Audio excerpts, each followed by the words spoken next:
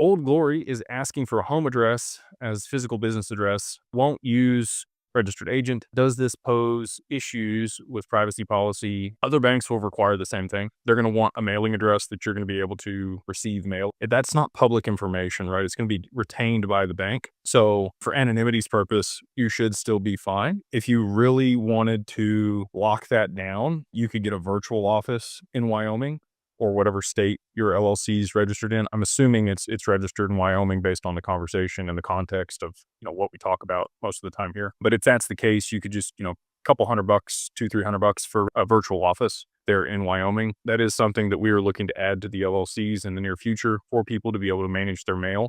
So basically, the mail comes there, it gets scanned, it gets emailed to you. If you want the physical copy, you request it, and then they will mail it to your personal address. So that way, anybody sending mail, sends it there. And then secondary to that, you would be able to use that address again for, your bank account and other stuff. And when you register for things and they ask for, a statement or what do you rent or like a bill associated with that address, you'll have that virtual office bill that you can share. And they may ask you for like an electricity bill. That's going to be difficult. If they want a utility bill, you could probably also get your cell phone tied to the virtual office address and then be able to provide that bill if the virtual office bill itself will not do.